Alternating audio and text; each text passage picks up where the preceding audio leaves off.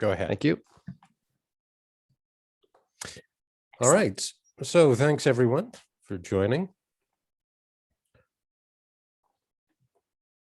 Here's my talk today on our horses players in equine sports. Here's a picture of me with my pony Sparky. We competed when I was about that age. He is obviously not competition ready, showing his winter shag here. And I think this is a very interesting question. So let's get on with it.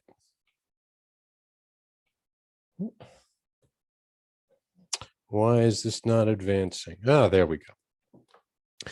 So I'd like to begin with the thesis of my presentation, and that is in answer to the rhetorical question that is the title. Are horses players in equine sports? And I'll talk about the terminology a little bit later. And my thesis is, in a nutshell, that they are sometimes players in a rich, robust, bona fide sense in equine sports. And sometimes they're not, and that's unfortunate. That's where the ethical implications come in. It could and should be always. Ideally, when horses participate in equine sports, they should be willing participants, and we'll give a little theoretical background for that on the next slide. Sorry, 2 slides hence. The next slide, I'd like to say a little bit about my own equestrian background here. I am coming at this theoretically from the position of a philosopher and a philosopher of sport, but I do have some background as an equestrian, although I haven't ridden for many years. I have some competitive experience. This is me showing off some, I guess, a trophy and a first place ribbon from competition with Sparky, my pony, no longer with us, of course. And I also have a lot of recreational riding experience, not just with Sparky, but here I am in chaps for some reason on Leroy. This was my mother's horse. So I'm speaking from dimly remembered experience as well as theory. My competitive experience has a kind of mixed place in my memory, and I'll talk about that in a little while. First, though, some concepts and terminology. I'm going to talk about equine sport rather than equestrian sport for a couple of reasons. I think this appropriately positions the horse as an athlete, emphasizing the horse's role and de-emphasizing the rider's, given that the rider's role is often overemphasized, at least in popular culture. And by sport, I mean something like an athletic contest, a game of physical skill. And when it comes to equine sport, I have 2 different varieties to keep in mind, a classic distinction in the philosophy of sport between what are called purposive sports, such as horse racing, where you win by doing it the fastest, for instance, and then what are sometimes called aesthetic sports, where there is a significant judgment component. In this case, I have Olympic dressage. Both are sports, they're different types of sports. The outcome is determined in different ways, purposively in the one case, by judged aesthetic criteria in the other. In my competition days, I was more on the right side, never dressage. It was always pretty simple Western horse show events, things like pleasure. My specialty was trail, where you negotiate various obstacles on the horse and are judged on how well you do that and how smoothly, though not for time. I also prefer the term equestrian prowess to something like horsemanship, which is gendered, but even horsepersonship, which is a little clumsy. So skill as a rider. And I think this way of phrasing it helps bring out something of what I believe is paradoxical about being a skilled horse person. We'll get to that on subsequent slides. Drawing again on the classic philosophy of sport literature, when I speak of playing a game, I'm following, of course, Bernard Suits and his theory of what it means to play a game. There are two formulations to mention, but one in particular I think is probably helpful to focus on for those who aren't too familiar or may not be too familiar with his theory. For him, playing a game in a nutshell is the voluntary attempt to overcome unnecessary obstacles. So when you're playing a game, you willingly accept the unnecessary obstacles given to you in the form of the rules, and you do so because they make the game possible. These other components will come up. We might have only enough time to touch on these briefly in the discussion, but they are relevant. For suits, every game has a pre-losery goal, and that just means an object of the game that you can describe independent of any particular game or without appealing to the rules. So in something like racing a horse, you want to be the first to cross the line. In jumping, you want to get over the fence in a particular, or the fences in a particular order, and so on. The constitutive rules for suits are the rules of the contest, those that define what the game, or specifically sport, is, and they rule out the more efficient means of achieving the pre-losery goal. The losery attitude is what the participant has in accepting these artificial constraints because they make the game possible. So you wait for the start before you take off down the track, and so on. I'm also going to coin a term, maybe it's used in other contexts, but equine voluntarism. And all I mean by that is the thesis, the subsidiary thesis, or maybe even the hypothesis that horses, at least some of the time, can, and this is a good thing, meet the criteria for gameplay more or less as laid out by suits, according to this theory. All right.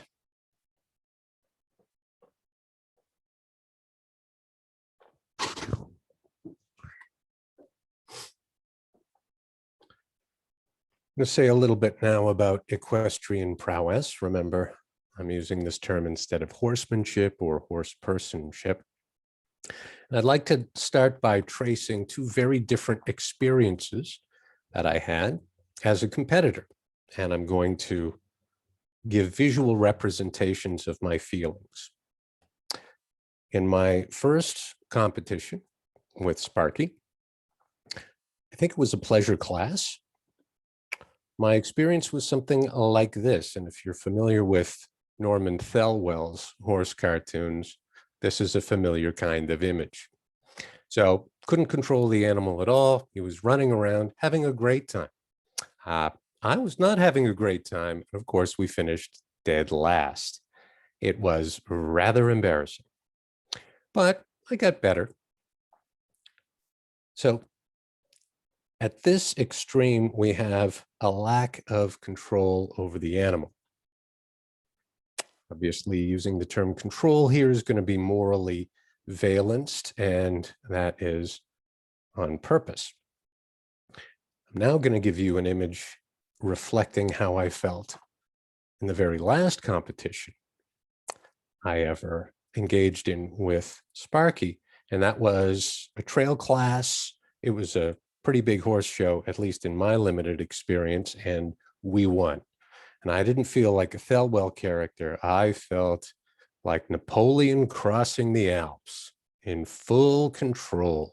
That animal was going to do what I wanted it to do, and my skills as a rider were good enough to force the issue, irrespective of Sparky's intentions and desires. Well, obviously, there's a lot of middle ground along this continuum, and I think it's important to see what some of the different stages are. And I think as one's skills develop as a rider, you move from being lucky to stay on the horse at all to a kind of coordination. You're not in sync with your mount. They're doing what they want. You're trying to do what you want, and you kind of negotiate. Maybe the horse would rather trot and you'd want to take off at a brisk canter, and you end up both settling for an easy lope, something like that. A lope is kind of an easy canter. at the other extreme, or more toward the other extreme, you have not a coordination of disparate wills, but a good rider who often persuades, or sometimes can persuade, their mount to do what is desired, even if that's not particularly what they're inclined to do. Ideally, of course, in the middle, and who knows exactly how often we're there as riders, we have something like a true partnership. And that's where horse riding is at its best. And I've experienced that, or at least I seem to remember having experienced that. So keeping this kind of continuum or spectrum in mind, I think it's important to recognize that with equestrian prowess, we actually have something of a paradox. And I'll explore that in a second.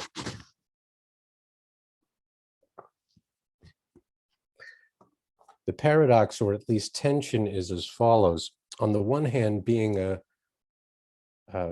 good horseman or horsewoman means having a kind of respect and an intrinsic respect for the animal. My background or my theoretical assumptions here are broadly Kantian. So we're talking about intrinsic value for a being as something deserving of moral respect, intrinsic value, as we would say, a person. But being possessed of equestrian prowess also implies the ability, and sometimes the exercise of the ability, to not have that kind of intrinsic valuing of the animal, but to use them for desired purposes. So there's that tension, and spelling this out, on the one hand, as someone with equestrian prowess, we're regarding the horse as a subject, that is, a being with whom to enter into partnership, or who is worthy at least of our attempts to persuade.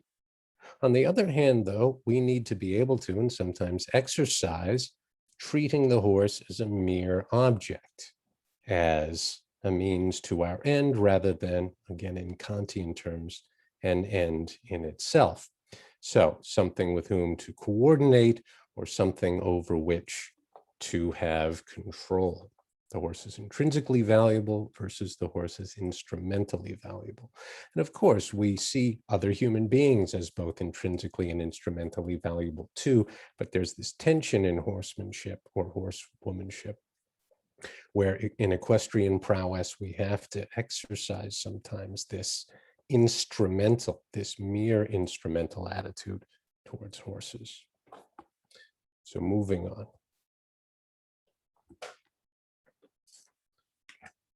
Remember, we spoke of equine voluntarism, and that's the idea, again, that sometimes at least horses meet the Suitzian, or something like the Suitzian condition, for playing games.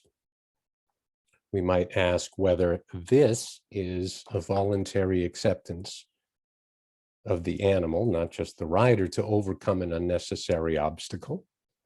And I think at least sometimes this is so. Sometimes it may be forced, but often enough it's going to be accepted. In part, although this isn't sufficient to make this case, it certainly makes it plausible, because often enough too, the horse is able to refuse.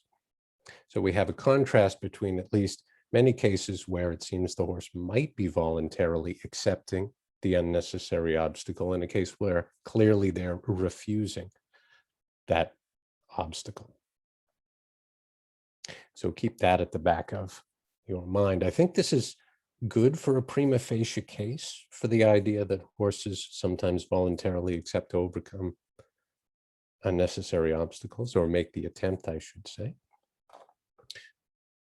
But I think it helps to develop this kind of perspective in answer to possible objections. So you can see those who don't have particular moral sympathy for animals to object in something like the following way. Horses can participate in games, sure, you can hunt them or you can ride them or whatever, but they can't really play games, because as animals, they can't give consent. And what it means to voluntarily overcome an obstacle in the Seussian sense is consenting. So the rider can consent, but not the horse. This is obviously inappropriate, however, because children can't give consent either, but of course they can play games. So we have to make sense of child and animal agency in terms not of consent in the robust adult sense, but in something less, something like assent. Let's say a child and sometimes animal appropriate version of fully informed rational consent. And here's my approximate formulation here. The subject has to engage willingly, cooperate with enough understanding, given their current or chronic limitations, to be willing participants. And I'm taking this terminology from Fenton, a friend of mine. He's not the only one to discuss this. And this obviously implies the possibility of dissent. So cases of dissent suggest or are good prima facie grounds for thinking we've got willing participation in at least some other cases. The second objection, though, even granting this response, is something like the following. You might think that horses can play. Of course they do. They frolic and so on, but they can't play games, again, in the Seussian sense, because they lack the requisite understanding, such as the knowledge of rules. Remember, for suits, you accept the artificial constraints of the constitutive rules because that's what makes the game possible. If you don't know the rules, you're not accepting the rules, you're not really possessed of illusory attitude, you're not really participating in a game. Or playing a game, I should say. You may be participating. However, we admit that playing a game implies illusory understanding. The illusory attitude means you have a certain understanding of what's going on. We're not denying that. But what's important in gameplay is not just taking the illustration first, knowing the rules, but being guided by the rules. So long as the rules in some form or through some conduit guide your behavior, that's what's important. So just to illustrate this, if you think of something like the rules of golf or any complex game or sport, players often have to rely on the advice of coaches, or in the case of golf, caddies or officials as they're playing.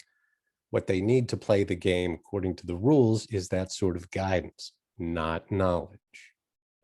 That's the first point. Second point here is that horses do, in many cases, have significant elements of illusory understanding. So horses, especially if they're accustomed to the events they're participating in, have an understanding of the illusory tasks, what the pre-illusory goal is in, say, a race or jumping case to get over, to be on the other side of the fence, of illusory means, what they should and shouldn't do. Maybe we should say these are sub-illusory understandings or proto-illusory attitudes rather than illusory. Nonetheless, we have a sufficiently robust understanding often enough, if not in all cases. And we can talk about the contextual variants here. I am watching the time. Now, in that first competition I was talking about with Sparky, he was a seasoned show pony, so he knew what was going on. He just didn't want to play. And I won't get into detail here, but Sparky, Leroy and I developed what came to be known as the snowball game, where he would, in the wintertime in the paddock, want to run around and rear and buck and frolic, but he would wait for me to hit him in the hindquarters with a snowball before he did that. And he would sometimes initiate this game, sometimes turn his hindquarters to me or away from me to make it easier or harder, given how well or poorly I was throwing that day. Note that the rider can give the horse rule guidance. The rider is coach and kind of proxy referee, giving the horse the kind of rule guidance necessary for gameplay. So I just want to end quickly here to leave a little time for questions by briefly tracing a utopian vision for equine sports. So appreciate the multiple meaningfulness of this image. Now, I note, as one who's gone on many hacks in his life, these are pleasure rides, that equine ascent can sometimes be felt by sensitive riders. I could tell on a hack when Sparky or Leroy really wanted to open up and gallop, and when he wasn't really feeling it. They were both males, and I could tell when, oh, he wasn't really feeling like going out today, but I would, in a paternalistically sensitive way, take him out because he needed the exercise or whatever. So this is sometimes often enough readable, but harder to do in competition where you've got other priorities. There are some theoretical scaffolding here that we can mention, but don't have time to go into them, which is fine. But there are interesting theories that can back us up on this point. Key turning point here is the idea that equestrian prowess can but need not be used to overcome withheld assent by a horse. And that if we incorporate this kind of leisure riding sensitivity into the competitive setting, that could revolutionize most of what's, let's say, morally ambiguous, if not outright objectionable, about many equestrian events. Suppose we respect horses' wishes to the extent that we can assess them as sensitive riders in this way, and actually make competition contingent on clear equine assent. It's utopian, to be sure, but I'm imagining a kind of future in which jockeys will take out horses for the Kentucky Derby, warm them up, and say, you know, she's not feeling it today, or he's not feeling it today. We don't run. In any case, it would be nice to bring reality closer to this ideal vision. And with that, I thank you.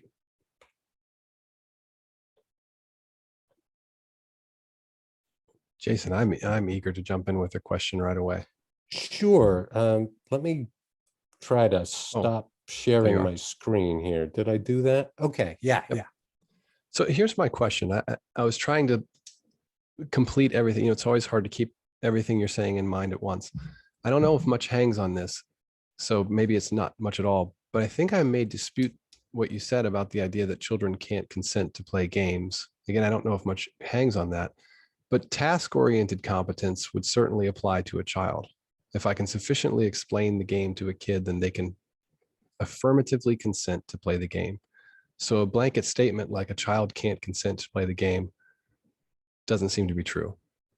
Certainly, a child can give a much more formal consent to play a game than a horse.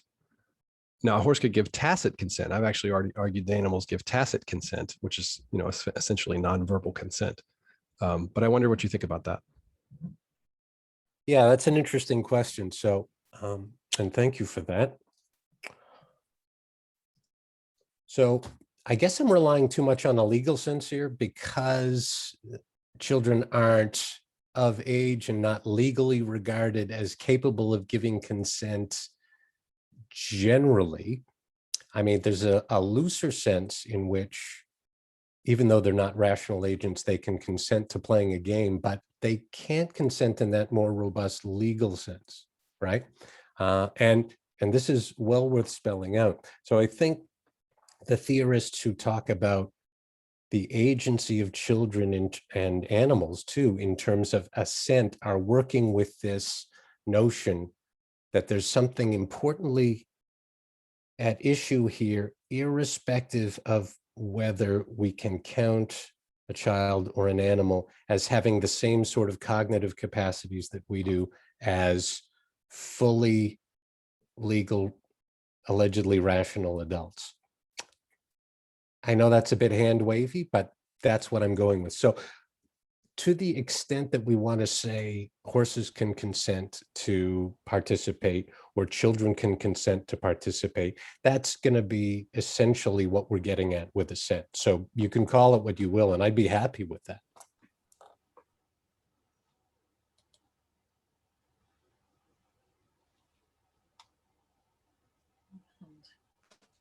Rebecca, go ahead. Yeah, thanks for that really interesting talk. I was just thinking that I think I agree that horses can ascent and descent to various treatments. With regards to horse racing, I suppose we could say that they assent to a certain degree, but can they assent to the sorts of treatments that the last speaker talked about? Can they assent to the structures surrounding the ways in which they might be discarded or dealt with after they've had their racing career and so on? Yeah. Yeah, presumably not. And that could figure into part of the moral or ethical objection to those practices, right?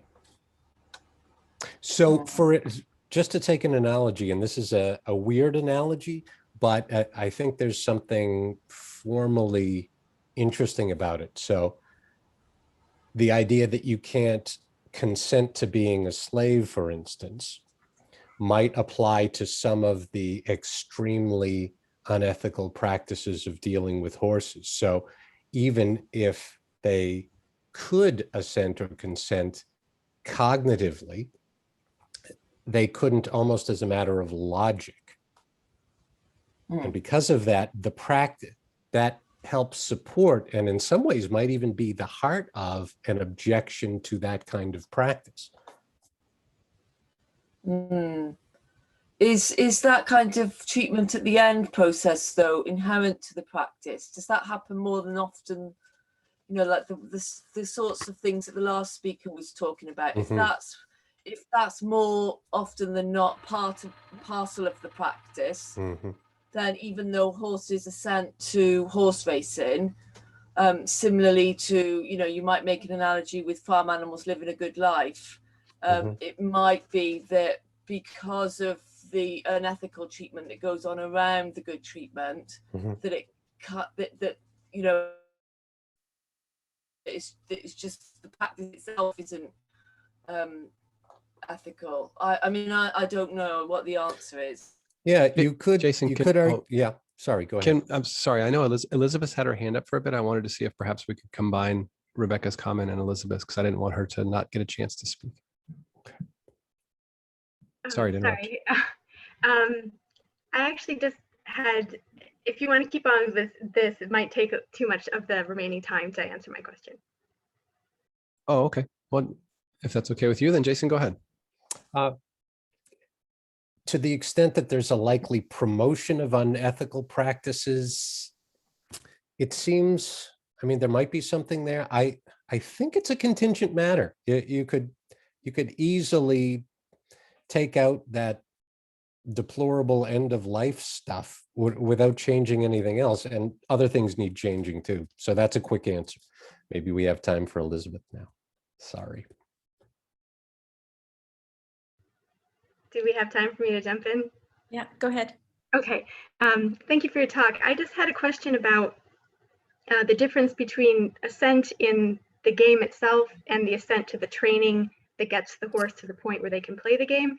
So I was thinking in terms of children, assent or consent doesn't rule out exploitation. So I'm thinking of, you know, pageant children, for example. They come to endorse their own participation, but you might think there's something troubling with how they got there. And so I'm wondering if there's some kind of similarity in the case of equine training and what you think about that.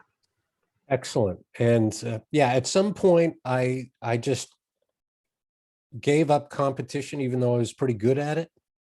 Apparently I had a good seat. I never saw it, but there was something about it I didn't like. And it took many years to figure out what I didn't like about it. And I think what you're saying applies definitely to, say, the whole notion of breaking a horse. That's horrible. None of that. Ooh. I wanted to give you a quick and clear answer. So, yeah. And if I could just interrupt for 1 second, Elizabeth, what you raised just makes me think of gymnastics, women's or girls' gymnastics. Yep. Yeah, and to the extent that any of the practices, to get back to the last question, tend, given human psychology, to promote certain kinds of mistreatment. Maybe that does point in some cases, say some forms of horse racing, to just banning them outright. And I see that. And I mean, there's a difference between elite horse racing and taking a horse into the ring for Western pleasure or open pleasure or something. Clearly. Well, we will have to wrap it there. We are just out of time. But Jason, thank you again. Thanks. We appreciate your work there. you. Thank you very much. Thanks, everybody. I will stay for to end the recording, but everyone is welcome to yet another break, and then we'll continue in 15 minutes. Thank you all. All right. Thank you.